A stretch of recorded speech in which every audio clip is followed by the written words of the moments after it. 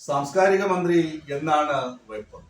സാംസ്കാരിക ദോഷം മാത്രം, സമൂഹത്തിന് അപകടമുണ്ടാക്കുന്ന കാര്യം മാത്രം പറയുന്ന ഒരു മന്ത്രിയായി മാറിയിരിക്കുകയാണ് സജി ചെറിയാൻ. ആലപ്പുഴയിലെ ആളുകൾക്ക്, ആലപ്പുഴയിലെ പാർട്ടിക്കാർക്ക് ഒരുപക്ഷെ കൺകണ്ട ദൈവമൊക്കെ ആയിരിക്കാം സജി ചെറിയാൻ. പക്ഷേ കേരളക്കരയിൽ CPM-നെയും ഇടതുമുന്നണിയും ഒക്കെ ഇഷ്ടപ്പെടുന്ന ആളുകൾക്ക് ഒരു വലിയ മാരണമായി മാറുകയാണ്, ബാധ്യതയായി മാറിക്കൊണ്ടിരിക്കുകയാണ് സജി ചെറിയാൻ. ഒരിക്കൽ നാവുപിഴ എന്നൊക്കെ പറഞ്ഞ് എന്തൊക്കെയോ വിളിച്ചു പറഞ്ഞിട്ട് മന്ത്രിസഭയിൽ നിന്ന് മാറി നിൽക്കേണ്ടി വന്ന വ്യക്തിയാണ്. പിന്നീട് കോടതിയിൽ നിന്ന് അനുകൂല പരാമർശം ലഭിച്ചു.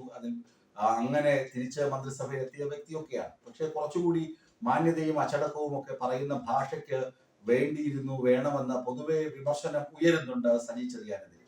ഈ സജി ചെറിയാനെ സമസ്തയുടെ മുഖപത്രമായ സുപ്രഭാതത്തിലെ എഡിറ്റോറിയൽ ഇന്ന് വലിച്ചു കീറി ഓട്ടിച്ചിട്ടുണ്ട്. സമസ്ത പറയുന്നത് ഉത്തരേന്ത്യയിൽ മോദിയും അതുപോലെ തന്നെ അമിത്ഷായും ഒക്കെ പയറ്റുന്ന രാഷ്ട്രീയമാണ് കേരളത്തിൽ സജി ചെറിയാനും AK ബാലനും ഒക്കെ പയറ്റുന്നതെന്നാണ്. 2014 മോദി ഉത്തരേന്ത്യയിൽ പ്രസംഗിച്ച് നടന്നത് ഇങ്ങനെയാണ്: ജയിച്ചു വരുന്ന ആളുകളെ നോക്കൂ, അവര് ആരാണ്, അവരുടെ വേഷം നോക്കൂ എന്ന് മോദി പ്രസംഗിച്ചിരുന്നു. ഇവിടെ പറയുന്ന സജി ചെറിയാൻ പറയുന്നത് അവരുടെ പേര് നോക്കൂ എന്നാണ്. കാസർഗോഡ് മുനിസിപ്പാലിറ്റിയിൽ മതനിരപേക്ഷത പറഞ്ഞ CPM-ന് ലഭിച്ചത് ഒരേ ഒരു സീറ്റാണ്. ഒരേ ഒരു വാർഡിൽ മാത്രമാണ് CPM വിജയിച്ചത്. മതനിരപേക്ഷത പറയുന്നു എന്ന് പറയപ്പെടുന്ന കോൺഗ്രസിന് ലഭിച്ചത് 2 സീറ്റാണ്. എന്നാൽ ശുദ്ധ വർഗീയത പറയുന്ന BJP-ക്ക് ലഭിച്ചത് 12 സീറ്റാണ്. മുസ്ലിം ലീഗിന് ലഭിച്ചത് 22 സീറ്റാണ്. ഇത് ഈ കണക്ക് ചൂണ്ടിക്കാട്ടിയാണ് ഇത് അപകടകരമായ സാഹചര്യം എന്നാണ് സജി ചെറിയാൻ പറഞ്ഞത്. സജി ചെറിയാൻ പറഞ്ഞതിൽ വസ്തുതയുണ്ടോ എന്ന് ചോദിച്ചാൽ വസ്തുതയൊക്കെ ഉണ്ട്, അതിനകത്തൊന്നും മാറ്റമൊന്നുമില്ല. വർഗീയതയൊക്കെ കേരളത്തിൽ വേരോട്ടം നടത്തിയിട്ട് കാലം കുറേയായി. ഇത് സജി ചെറിയാൻ പറഞ്ഞത് കൊണ്ട് മാത്രമല്ല, കേരളത്തിൽ എല്ലാവർക്കും അറിയാവുന്നതാണ്.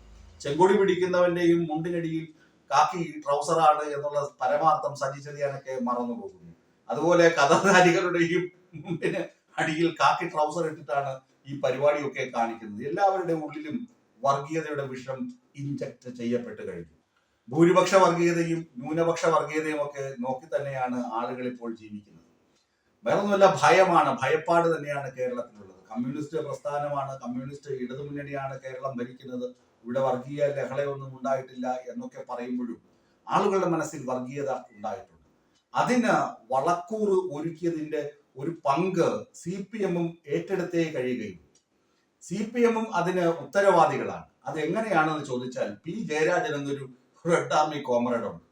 P ജയരാജനൊക്കെ ചെയ്ത ചില ആശയങ്ങളുണ്ട്. ബാലസംഘം, അതായത് BJP-യുടെ ശോഭയാത്ര നടക്കും കൃഷ്ണാഷ്ടമിക്ക്, ശ്രീകൃഷ്ണ ജയന്തിയുടെ ശോഭയാത്ര. അതൊക്കെ വളരെ ഇഷ്ടത്തോടുകൂടി എല്ലാ വിഭാഗം ജനങ്ങളും ആസ്വദിച്ചിരുന്ന, ആഘോഷിച്ചിരുന്ന ഒരു പരിപാടിയാണ് ശോഭയാത്ര. ആ ശോഭായാത്ര BJP ഹൈജാക്ക് ചെയ്യുന്നു, വർഗീയതയാണ് എന്ന് പറഞ്ഞിട്ട് എന്തായാലും ബദൽ യാത്ര, ബാലസംഘത്തിന് ബദൽ യാത്ര നടത്തി. അതുപോലെ ഉള്ള ചില കാര്യങ്ങൾ നിങ്ങൾ ആലോചിച്ചാൽ മതി. ഇതൊക്കെ എന്ത് ചെയ്തു? കമ്മ്യൂണിസ്റ്റ് പ്രസ്ഥാനം വർഗീയത വളരാനിട്ട് കൊടുത്ത വഴിമരുന്നാണ്, അല്ലെങ്കിൽ വെടിമരുന്നാണ്.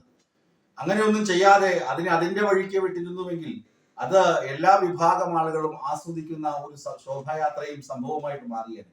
അല്ലാതെ അതിന് പ്രതിരോധം സൃഷ്ടിക്കാൻ എന്ന തരത്തിൽ പിള്ളേരെല്ലാം അതിന്റെ പുറകെ പോകുന്നു, അതുകൊണ്ട് പിള്ളേരെയൊക്കെ ഇങ്ങോട്ട് പിടിക്കണം എന്ന് പറഞ്ഞ് ചെയ്തു വെച്ച ഏർപ്പാടാണ്. അപ്പൊ പിള്ളേരെല്ലാം അങ്ങോട്ട് തന്നെ പോയി. ഇപ്പൊ ജയരാജനെ ചില ഇടങ്ങളിൽ വിവാദ പ്രസ്താവനയുമായി കാണാറുണ്ടെങ്കിലും വെടിപോയ എന്താണ്, കാറ്റുപോയ ടയർ പോലെ ആണ് ജയരാജന്റെയും അവസ്ഥ. ഇത് ഞാൻ പറയേണ്ടി വന്നതാണ്. കാരണം സുപ്രഭാതം അമ്മാതിരിയുള്ള വിമർശനമാണ് പാർട്ടിക്കെതിരെയും അതുപോലെ തന്നെ സജി ചെറിയാനെതിരെയും ഉന്നയിക്കുന്നത്. ഒരു വരി അതിനകത്ത് എടുത്തു പറയുന്നുണ്ട്.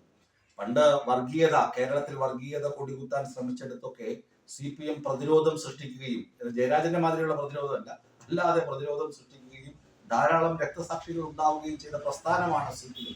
പക്ഷേ ഇന്ന് അതൊന്നുമില്ല. ഈ ജയരാജനും പ്രതിരോധം സൃഷ്ടിച്ച് ജീവിക്കുന്ന രക്തസാക്ഷിയൊക്കെയാണ്, അതിനൊന്നും ഒരു മാറ്റവുമില്ല. പക്ഷെ ചില സമയത്ത് ആശയപരമായ ദാരിദ്ര്യം കാണിക്കുകയും താനാണ് CPM-ന്റെ തലതൊട്ടപ്പൻ എന്ന് വരുത്തി തീർക്കുന്ന തരത്തിലുള്ള പ്രതികരണങ്ങൾ നടത്തുകയും ചെയ്യും. അദ്ദേഹത്തെ ആരാധിക്കുന്ന ആളുകളും അങ്ങനെ തന്നെയാണ്. അവിടെയാണ് കുഴപ്പം. ആ കുഴപ്പമാണ് ഞാൻ ചൂണ്ടിക്കാട്ടിയത്. അല്ലാതെ അദ്ദേഹം മോശപ്പെട്ട നേതാവാണെന്നോ മോശപ്പെട്ട മനുഷ്യനോ എന്ന് ഞാനും പറഞ്ഞില്ല, വേറെ ആരും അങ്ങനെ പറയാൻ ഇടയും ഇല്ല. ഏതായാലും സുപ്രഭാതം സജി ചെറിയാനെയും CPM-ന്റെ ഇപ്പോഴത്തെ നിലപാടുകളെയും വലിച്ചു കീറി ഒട്ടിക്കുന്നുണ്ട്. അത് വലിയ രാഷ്ട്രീയ സംഭവം തന്നെയാണ്.